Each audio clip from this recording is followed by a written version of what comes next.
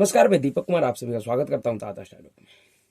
दोस्तों, आप सभी से निवेदन है कि वीडियो को देखिए, लाइक कीजिए, शेयर कीजिए और चैनल को सब्सक्राइब। दोस्तों, आप सब ने भूल भुलैया का नाम जरूर सुने होइएगा। बहुत सारे ऐसे जगह होते हैं जिनको भूल भुलैया का दर्जा दिया जाता है। उसका अर्थ ये होता है कि अगर आपको उस जगह के विषय में जानकारी नहीं है और अगर आप उस जगह पे चले जाते हैं तो फिर आपका वापसी होना थोड़ा मुश्किल होता है, आप वापसी नहीं आ पाते हैं। ऐसी जगहों को भूल भुलैया कहा जाता है, जहां पे आप खो जाते हैं, आपको समझ में नहीं आता कि हमें करना क्या है, हमें जाना किधर से, हम आए किधर से थे और हम जाएंगे किधर से। दरअसल राहुल गांधी के साथ भी भारतीय राजनीति में इसी तरीके का कुछ समस्याएं हो रही है।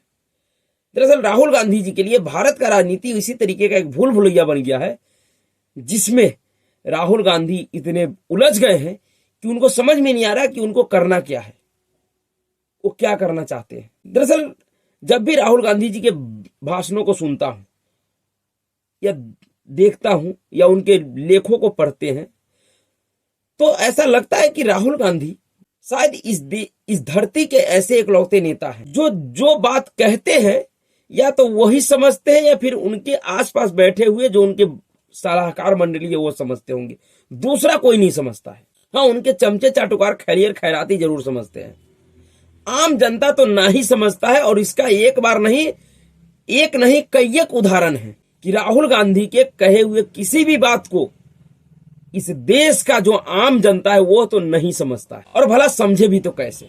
जो राहुल गांधी पिछले 19-20 सालों से इस देश का सांसद है, इस देश के लोग टैक्स पेयर के पैसों पे अपना पूरा ऐशो आराम कर रहा है, अपना जीवन जी रहा है, वह व्यक्ति जब 50 साल की उम्र पार करने के बाद यह कहता हो कि अब हमें भारत की राजनीति समझ में आ गया है, अब हम भारत की राजनीति को समझ गए हैं, तो फिर उनके बुद्धि पे, उनके विचारों पे तरस आती है। आप उनके राजनीतिक सोच, राजनीतिक समझ और राजनीतिक बुद्धि विचार का अंदाजा लगा सकते हैं।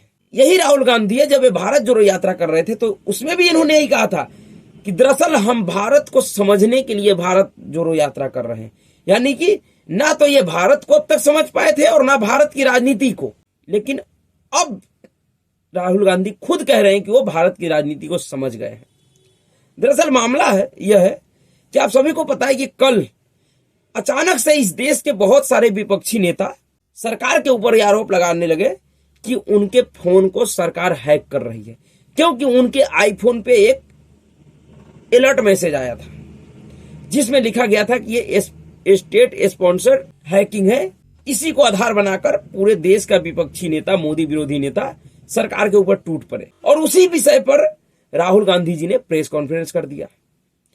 उसी प्रेस कॉन्फ्रेंस में राहुल गांधी जी कह दिए कि दरअसल ये जो फोन हैकिंग हो रहा है, ये जो हम लोगों का जासूसी करवाया जा रहा है, हम इनसे डरने वाले नहीं हैं।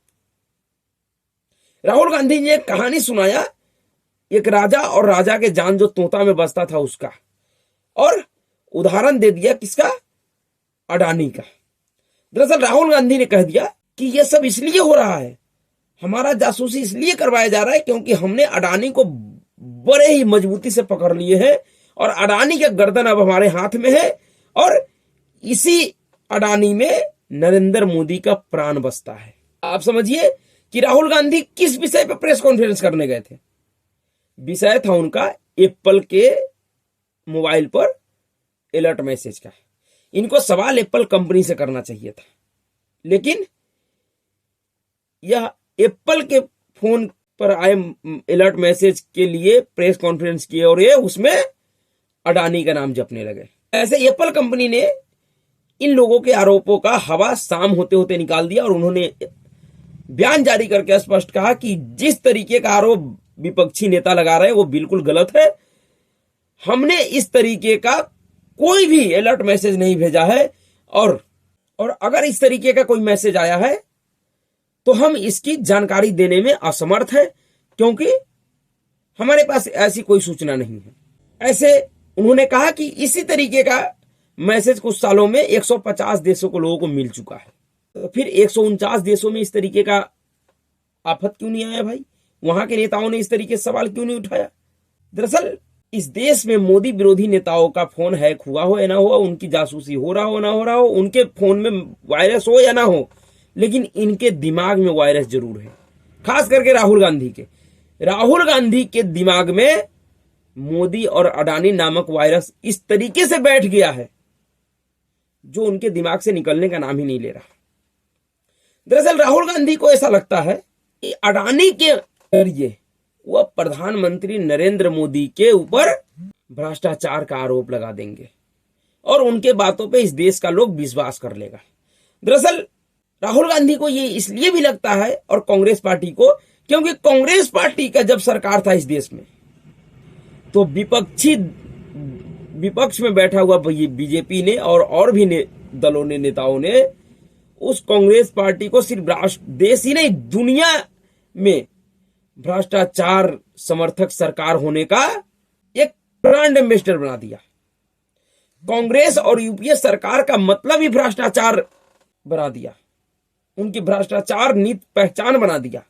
और इसी बात का परेशानी कांग्रेस पार्टी और राहुल गांधी को है कि राहुल गांधी पिछले 10 सालों में, कांग्रेस पार्टी पिछले 10 सालों में प्रधानमंत्री नरेंद्र मोदी और उनके सरकार के खिलाफ एक भी ऐसा मामला नहीं उठा पाया जिनके ऊपर इस देश का आम नागरिक भरोसा करता हो। और इसीलिए चाहे विषय कुछ भी हो, राहुल गांधी अडानी के जरिए नरेंद्र मोदी पे हमला करते हैं। जो कांग्रेस पार्टी, जो राहुल गांधी पिछले 10 सालों में एक भी ऐसा मुद्दा नहीं उठा पाया, जितने भी मुद्दा उठाया उन सभी मुद्दा पे खुद कांग्रेस पार्टी का ही छीछा लेदर हुआ है। आप चाहे इनके राफेल मुद्दे को देख लीजिए, इन्होंने राफेल का मुद्दा 2018 में उठाया था, 19 के लोकसभा चुनाव से पहले, और उसका क्या रिजल्ट हुआ। राफेल मुद्दे पे राहुल गांधी को खुद ही सुप्रीम कोर्ट में माफी मांगना पड़ा था। सुप्रीम कोर्ट ने कहा था कि राफेल सौदे में किसी तरीके का कोई गड़बड़ी नहीं है।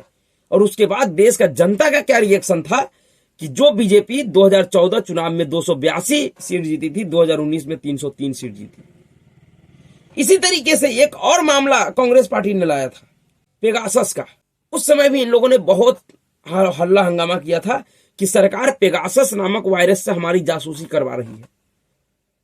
जितने भी नेता है जो आज आरोप लगा रहे हैं आईफोन अलर्ट मैसेज के लिए, ये सभी नेता उस समय भी आरोप लगाए थे, जिसके ऊपर देश के सुप्रीम कोर्ट ने एक एक्सपर्ट कमेटी बनाया था और सभी नेताओं से कहा था कि जिनको भी ऐसा लगता है कि उनका फोन हैक किया गया है पेगासस वायरस के द्वारा, वो अपना अपना फोन एक्सपर्ट कमेटी को दे दे।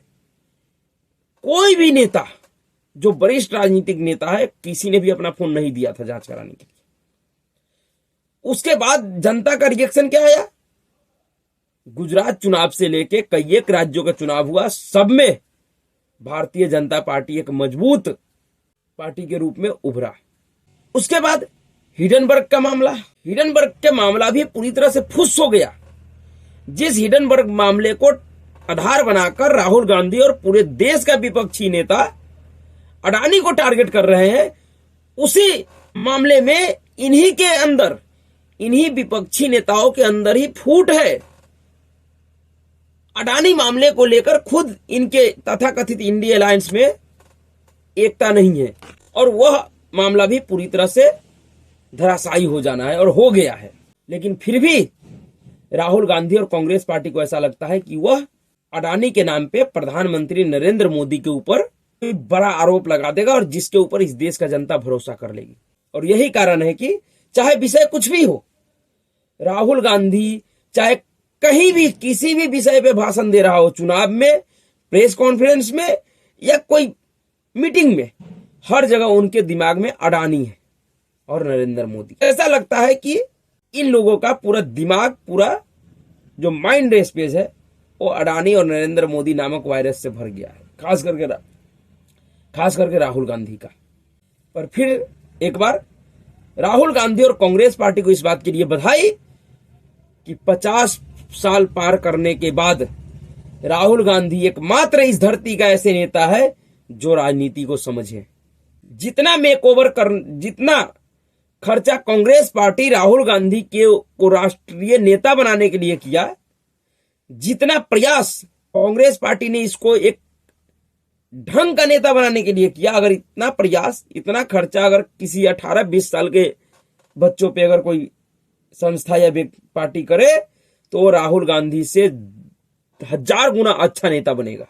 बिना राजनीति को समझे, बिना इस देश को समझे, पिछले 19-20 सालों से राहुल गांधी इस देश के खोपड़ी पे लदा हुआ है। ये दुर्भाग्य है इस देश का कि एक ऐसा नेता जिसको ना ही देश की समझ है और ना ही इस देश की राजनीति की, वो पिछले 19-20 सालों से सांसद बना हुआ है, देश के आम जनता के टैक्स पेयर के पैसों पे अपना पूरा जीवन काट रहा है। तो अभी के लिए इतना ही। अगर आपको वीडियो अच्छा लगे तो वीडियो को लाइक कीजिएगा, शेयर कीजिएगा और चैनल को सब्सक्राइब कीजिएगा। नमस्कार।